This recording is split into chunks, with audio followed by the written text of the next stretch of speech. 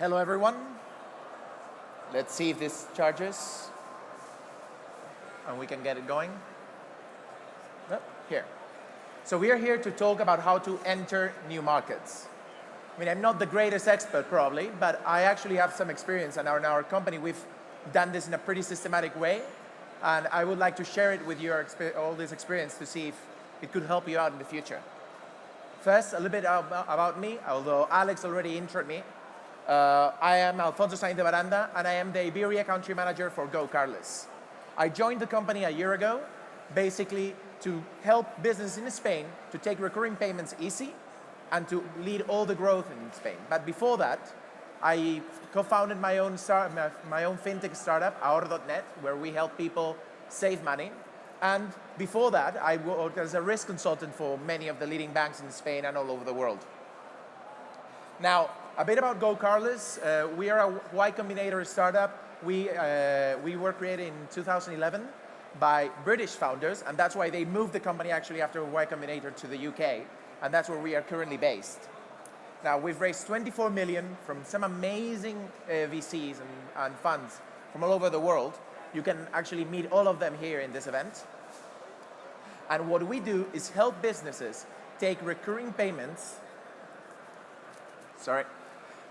We help businesses take recurring payments a lot better and simpler than they could before. Now, we do this with online direct debit, and for all those Spanish people that don't know what direct debit is, it's domiciliación bancaria. It's what Telefónica, your gym, uses to bill you every month. Until now, this has been a very, very manual and traditional process. And with us, we've created an API that allows you to connect it to your business or to any other accounting software you might have. Now, we serve around 20,000 clients right now, and from very small, from freelancers to SMEs, or even some big guys, like you can see here, that we are currently serving in the UK and all over Europe.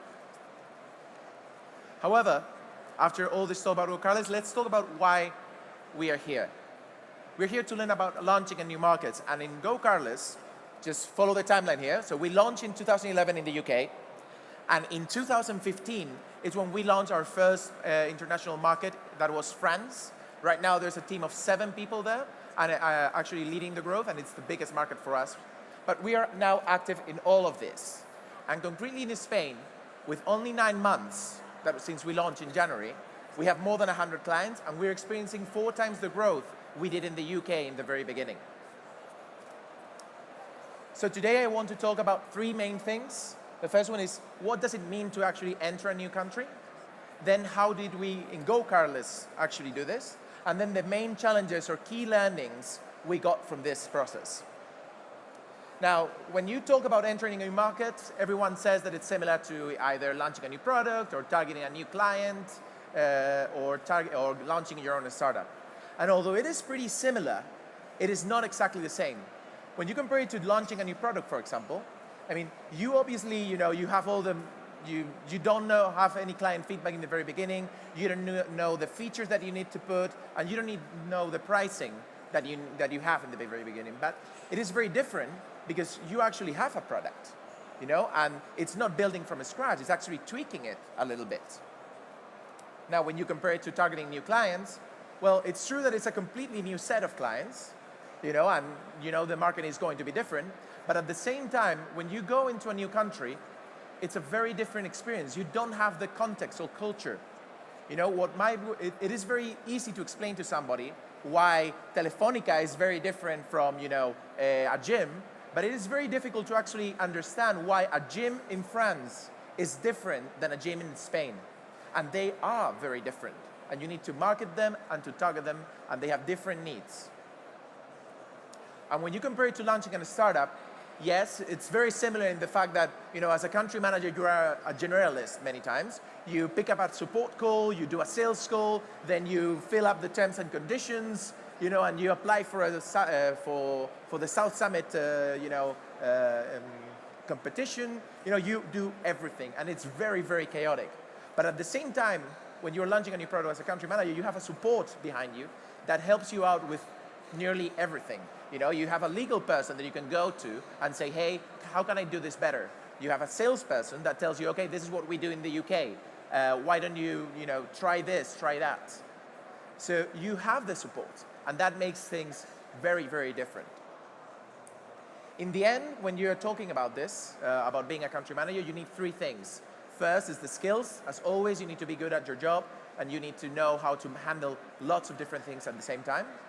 You need brain plasticity, because as we said, things are going to be different.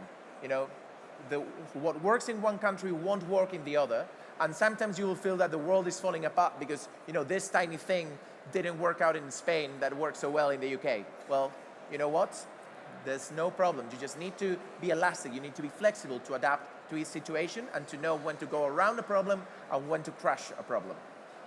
And the final part is you need the support of your whole company. Now, I have a quote here from Kennedy that said, "We don't do this because it's easy, but because it's hard. And because it is a challenge we are unwilling to postpone." This is precisely the type of culture that has to be existing in your company. Because, as I said, everything is going to be somewhat different, but you're still going to have the product, and the home country, is still going to be driving most of the revenue. So unless the company is really committed, you are not going to make it. Now, in GoCardless, from the very beginning, we had the CEO and the founder actually right on top of the global team, helping us out, making sure that the whole company knew what we were doing, that it was important. And even though we were, 500 euros per month revenue against the hundreds of thousands of the UK, that we were important, that the product needed to be there, that the support needed to be there, and that everyone had to help us. You need this when you're launching a new country in every single company, not only in startups, but all over the world. Now let's go for how did we actually do this process in GoCardless. The first thing is that you need to have two concepts on your mind. First, you need to have test-driven development. What I mean by this is that you need to test stuff. In France, we had a very good vertical that was working very well, and they told me, you should go to do this also in Spain. You need to do a marketing launch, blah, blah, blah, blah. And what we decided is, well, first, let's do a test. Let's see if this vertical actually works with us. And we talked, we did a very little test, and we realized that it wasn't worth it, that it was this vertical had a very different business model in Spain, and that we had to focus on another one. Wow. Yeah, so you need to be very test-driven in all your approach to any new country. Now, the other thing is that we are taking from development is agile iterations. In GoCardless, we could have said, okay, we are going to wait till we have the perfect product for all of Europe. We are going to localize, make sure that it's in every single language that we can. But we did not, because we didn't know if having a localized product was important. What we did was test. We went out there and said, let's go with this product that we have created for Europe. And suddenly we saw which clients actually needed it, and which clients, we drove away with not having a localized product. And we looked at it and said, actually, this is the clients that we want. So we could have spent 9 months developing, a completely localized dashboard and lose all this time because that wouldn't drive any revenue or any growth in Spain. But we didn't because we did tests. I have 5 minutes left, so I'm going to be going a bit quicker than I thought. Basically, we have 6 steps in the process of entering a new country in GoCardless. First is qualification. Should we go in? For this, you do the research, you talk to clients, you go to the market, you speak with the ones that are doing already direct debit in each country, and you figure out if there is really a need for this. And then not only that, but you actually need to look at the competitors. Because, for example, in the UK, the access to direct debit was horrible. No SME had direct debit. They all had to use cards or transfers. So, but in Europe, and mainly in Spain, every company can have access to direct debit. So it is a very different, challenge. We need to take clients from the banks that already have the clients. How are you going to do that? Is it easy? Is it hard? That's what you need to figure out to qualify which country to go first. Then preparation, you need to get the team. Are you going to have a local country manager? Are you going to have a consultant? Are you going to have, a team in London that actually travels around? You need to get the product ready. Are you going to be able to bill in that country? If you're going to South America, does PayPal work in that country? That's very important for you, and you need to figure that out. And also all the legals part. We are a fintech company, so it's very important for us to actually get all the legals right. Are we doing KYC all right? Are we doing AML? You know, for you guys, it might be a completely different thing, but you need to figure this out before anything.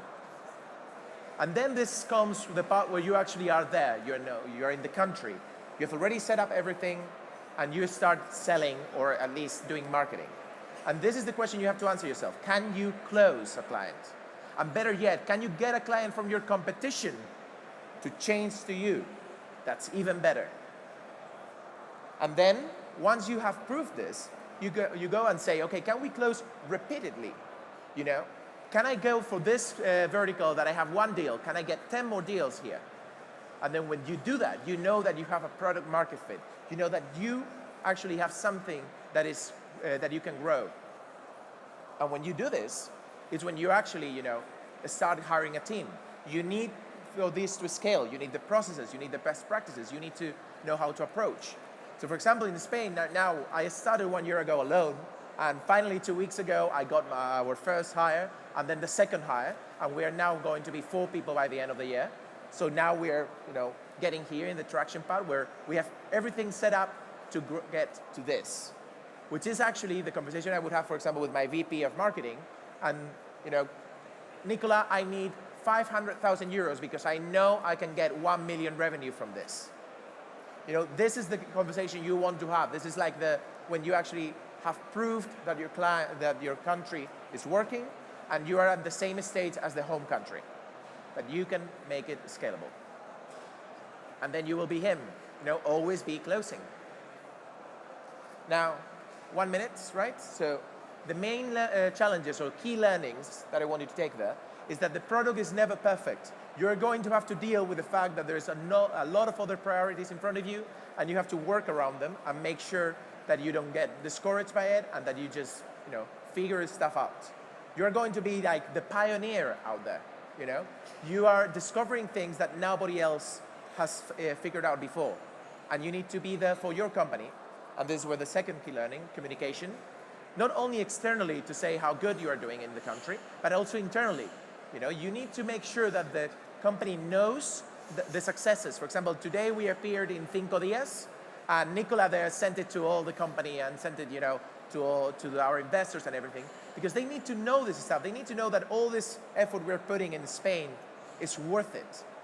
And it's very important to get them motivated because you want them to help you more. And yeah, limited best practices. Basically, this is what I was talking before. Getting, you know, you are the pioneer here. There's a lot of things that they are going to be able to support you or help you, but most of them, you know, they won't, because you're going to be the first one encountering them, and you need to know how to deal with those. Traveling is tiring. I mean, I think this is just a subset of all the others. In the beginning, I did 16 meetings per week when I was in Spain. That's, let me tell you, is unmanageable. You need to do a lot less, like maybe 5 to 7, because you need to pace yourself to be most effective. You don't have to rush it. You have to make it worthwhile. And there's no time limit on your work. Basically, what you need to do is do it better. But yeah, thank you very much. So you may have questions. Man, you've pitched for many years. You should know. On time. Alfonso, thank you very much.